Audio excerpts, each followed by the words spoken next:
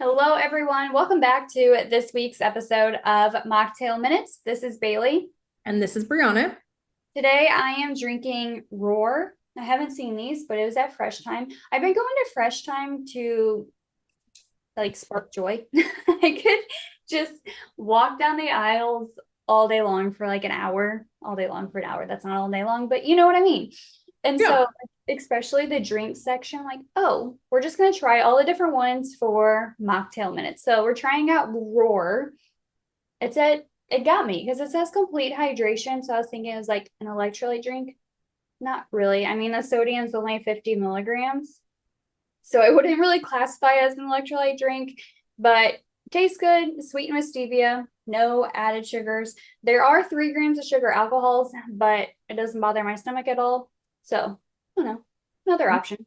Does it taste good? Yeah, I like it. I did the Georgia peach flavor. It's very peachy. So if you like peach things, I then do. I would say you'd like it. Yeah. I'm just doing Olipop. I Mm. got the strawberry vanilla. It's the only ones I have in the Costco one right now are the strawberry vanilla and the root beer. And I'm not a big root beer fan. It's like hit or miss. Like sometimes I'll be like, oh, yeah, root beer, like a root beer float is what I want to try it with. Yeah. That strawberry vanilla one's really good though.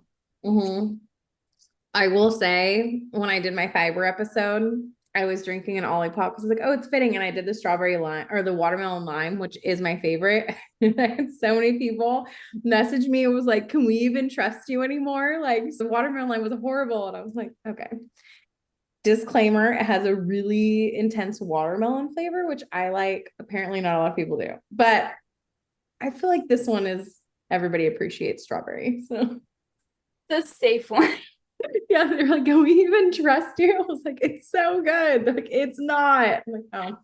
Great. That's the rest of our people. Yeah, right. Like, sorry, guys. Speaking of that, I was trying to think of merch because we've talked about it a little bit. We're trying to keep this episode short and sweet. We're on a time crunch today, but we're getting it in. But this just came to my brain. So merch, I was thinking, we're trying to think like little taglines that we use a lot to like put on a t-shirt or a hat or I don't know, a cup. Oh, maybe a Yeah. cup would be good. Yeah, I don't know. So I was thinking about one. I was like, we could do like it depends and just put that on a shirt. I think that's cute. I guess it depends. Yeah. I Let like us know what you think about that. And if you would wear a shirt that says it depends. yeah, because we will, but that doesn't matter. Anyways, today we are talking about magnesium. It is super popular right now.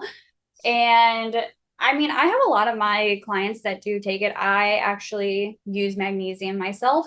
So it's definitely becoming part of routine in a lot of people's lives. So we thought it'd be good to cover.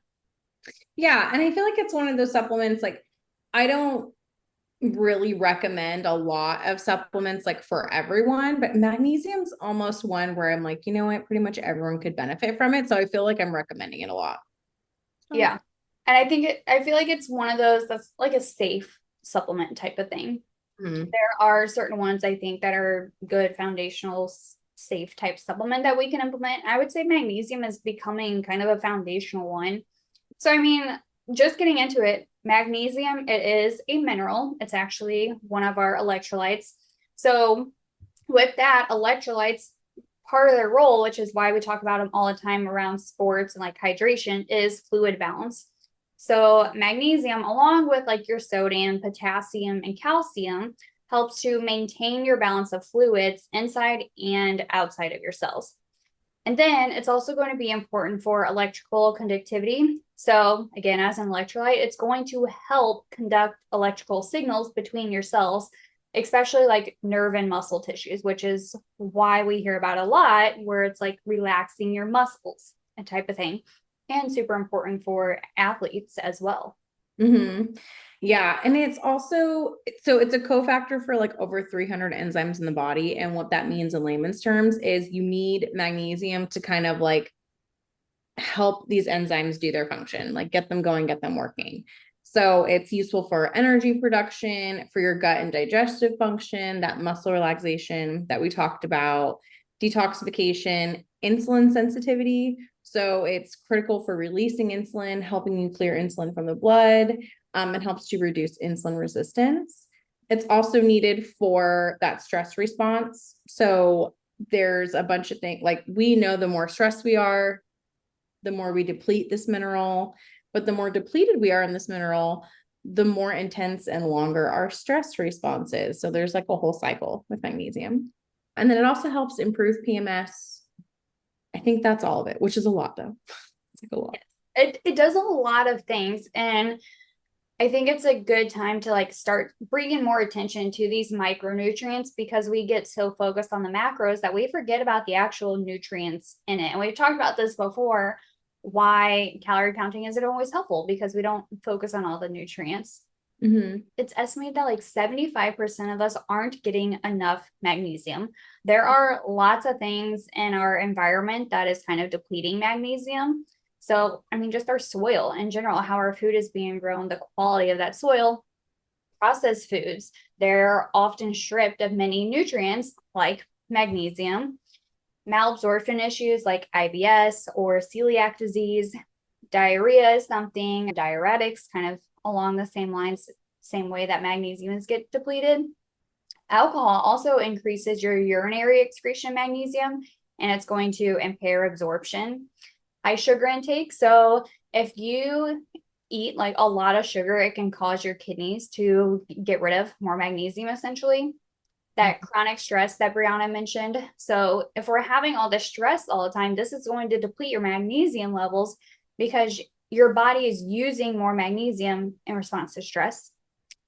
And then along with that, like cortisol is released during stress. So those two kind of work together with increasing excretion of magnesium. Some medications can affect the depletion of magnesium just with reducing how it is absorbed. So like proton pump inhibitors are one. Antibiotics can also interfere with the magnesium absorption, or it can also increase the excretion of it.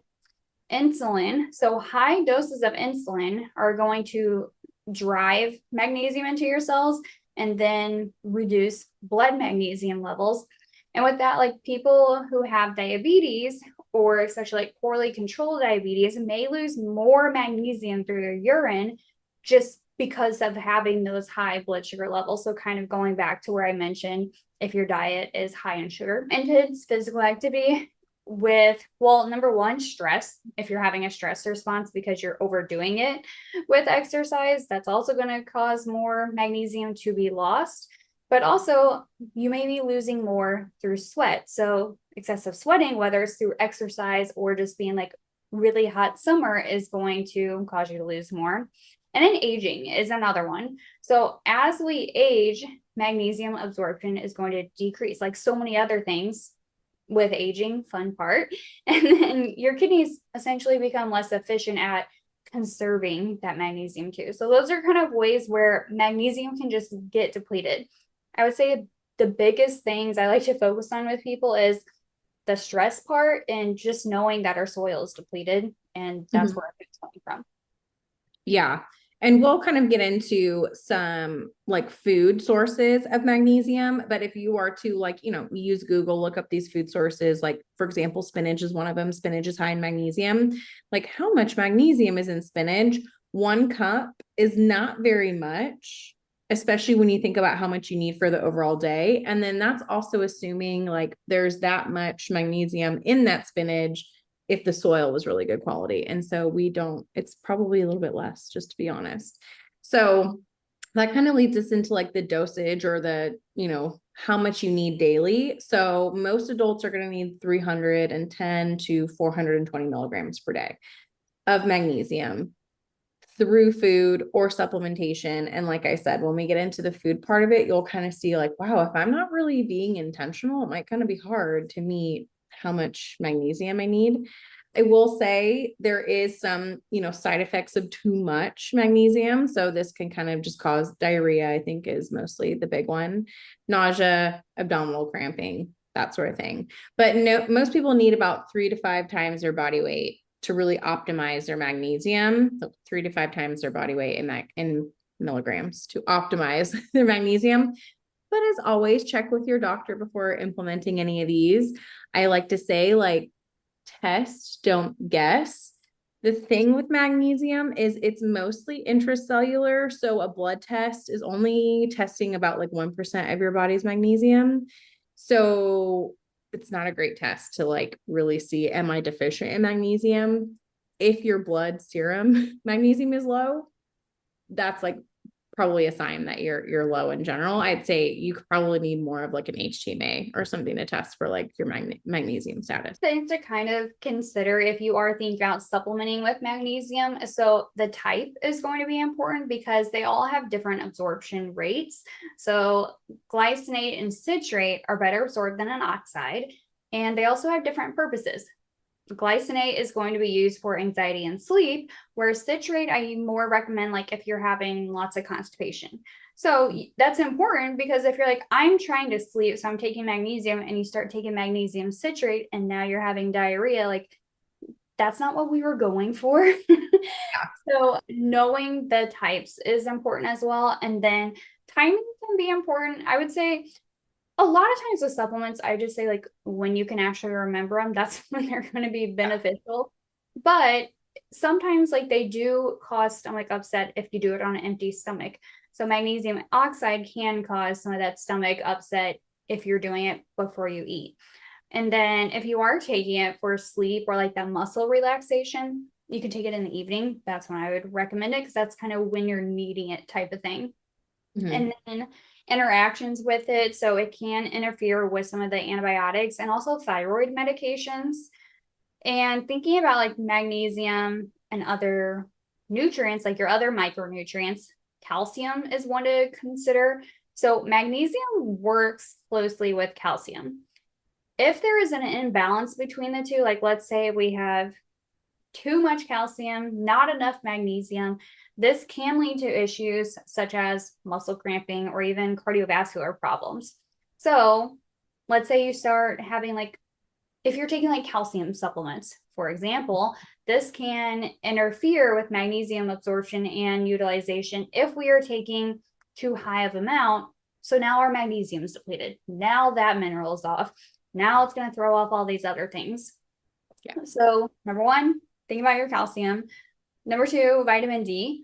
Vitamin D enhances magnesium absorption. So we want to have enough vitamin D when supplementing with magnesium because, I mean, let's say vitamin D is low now. If that's low and we need it to absorb that magnesium when we start just supplementing with all this magnesium, well, maybe we just need more vitamin D as well to make it effective.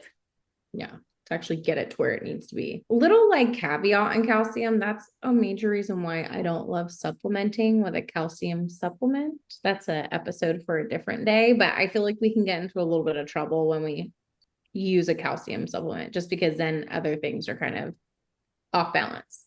Of course, there's a time and a place for it, but I don't think anyone should be long-term supplementing with calcium. Mm-hmm. Side note, I won't digress. But okay, so this is a question we get a lot. What type of magnesium should I be taking? There's different kinds. And so hopefully after this, you can kind of like figure out like, okay, when like timing, amount, when should I be taking what? So magnesium citrate is very bioavailable, meaning your body absorbs a good amount of it, which is great. It's going to be used to alleviate constipation because it does have a mild laxative effect. So we talked about this, I think in our poop episode about like how it could be like a gentle laxative. So if you are having trouble getting things going, it's kind of a safe thing to use. I don't think you should be using it daily, but small amounts are great. Again, if you have trouble pooping, go to our last episode because that's an issue. But this one is going to be mostly for laxatives. So if you're taking it and you're like, oh, I want help with muscle cramps or I want energy, not the best source. So magnesium glycinate, that's our other one that we've mentioned. So it's going to have a high absorption rate and it's going to not really affect the digestive system a lot. It's mainly for thinking about improving that sleep, reducing anxiety, reducing stress, kind of like that muscle cramping type of thing. So this is one that I do recommend a lot. Exactly. Yeah, that's the one for, because I know a lot of our listeners do like a lot of jigsaw. That's the one in the Mag Sooth, the powder for sleep. I also do magnesium. I think it's bisglycinate from Thorn. That's another one I have a lot of people use. We're going to put a link together with some of our magnesium supplements that we recommend. That way you can check them out if you want to. If not, that's cool too. Yeah. The next one is going to be your magnesium oxide. So this contains high amounts of elemental magnesium, but it's less bioavailable than other forms, which just means your body doesn't do a great job at absorbing it. But it's used to relieve indigestion and heartburn. It can be effective for increasing overall magnesium levels. And when we're talking about low absorption, high absorption, it's just like how well your body absorbs it and then uses it. And the oxide, it is one that I don't recommend really because it doesn't absorb super well. It's not super usable by the body. And it's often actually a lot cheaper than the other ones. But it's kind of one of those things. Yeah, it's cheaper, but it's also not working as great. It's kind of throwing your money away sometimes, I feel like. But yeah, it's a really cheap form to make too. So most cheaper supplements will have this. Mm-hmm. Magnesium chloride is the next one. This is also a highly absorbable one. It can be used as like a quick replenishment for magnesium, and it's often found in like your like topical uses. So like a magnesium oil or lotion. So this one really helps with soreness and cramps. I actually use the lotion from Trace Minerals for magnesium. I wasn't necessarily having muscle soreness or cramps. I actually didn't realize I was low in magnesium until I did the HTMA test, but this is the one that I use and I just put it on my arms every night. Yeah, it's helpful too, like for kids to like kind of help them sleep, but also like when they're doing like they're having growing pains, it's like, rub it on there and it's really helpful, whether it's placebo or not. I feel like it works with my kids. So I know I feel better, like, yeah. Yeah. Yeah, it's lotion. Put it on. You're on kids and like here, take a pill type of thing. Yeah, exactly. And then we have magnesium malate. So this one is often used to help energy production and muscle function. So it could be helpful for people with fibromyalgia or chronic fatigue due to its role in the Krebs cycle. So this is one where you'll hear like, oh, I started taking more magnesium. I felt like I had more energy. This is the one that would help with that energy production. And this one is highly absorbable. We'll definitely have a link to some sort of magnesium malate in our thing, because that's probably the most popular. I feel like this one, glycinate, and citric. Yeah. Yeah. Magnesium taurate. Is that how you say it? Taurate? That's how I say it. So, I don't know. This is supposed to be helpful for cardiovascular health again and help regulate your blood pressure. And then also plays a part in kind of calming that nervous system. So that's another option. And then you have like magnesium threonate. Words are hard. These, They are hard. yes. So this one has cognitive benefits. So it can help enhance memory and learning abilities. And basically, it is designed to be able to cross the blood-brain barrier and be able to support that brain health. So it has good absorption into the brain. Mm-hmm. Yeah. So more of that like cognitive function. The last one is magnesium sulfate. And this is the one that's often used in like Epsom salt baths, used for soaking to relieve sore muscles, helps to reduce stress. This is the one where sometimes this is the form that's recommended during pregnancy. Again, always check with your doctor to see if this is the same form for you, because obviously there's different medical conditions that you need to be mindful of. But it's also one that helps with detoxification. So a lot of people, like a lot of functional practitioners, will have people take Epsom salt baths, once or twice a week, kind of helping with that detoxification pathway. I use this more postpartum. I don't think I ever did it during pregnancy, but postpartum. And I thought it was super helpful. So that was just kind of your quick and dirty of different types of magnesium, what they're beneficial for, kind of their absorption rate, just to give you a little bit of information. This, well, pretty much every episode is for educational purposes. This is not to tell you like, oh, go do this because we said so, because we don't know anything about you. So use this as educational information. And then you use a professional to help you decide what kind of works for you. Yeah. And we always do recommend food sources as well. Like, don't feel like, oh, I'm just taking a supplement. I don't really need to worry about food. Still get nutrients from food. So, magnesium is going to be found in your leafy greens, nuts, and seeds, especially pumpkin seeds. I use those a lot in my smoothies. Mm-hmm. Grains, legumes, dark chocolate. Everyone loves that one. Dried apricots, coconut water, and actually coffee as well. Yeah. So yeah, we're always going to recommend foods first. And I always say like you can't out supplement like a bad diet. Like you can't just not be eating great foods and then think, well, I'm covering my bases with a supplement. Will that help a little bit? Sure, but that's not the point of supplementation. So, like we said, most people are not getting enough magnesium. There's multiple reasons why, but if you can kind of use the foods that we mentioned and really prioritize those throughout your day, try to increase your dietary intake of magnesium. And then to fill in the gaps, you can always invest in a good quality supplement. Did it. We made it to our time. We did it. I'm so proud of us. We were like, we're keeping this episode under 30 minutes. We have to focus. Yeah. Did we do it? What are we at? Yeah. So proud. It's hard, you guys. It really is.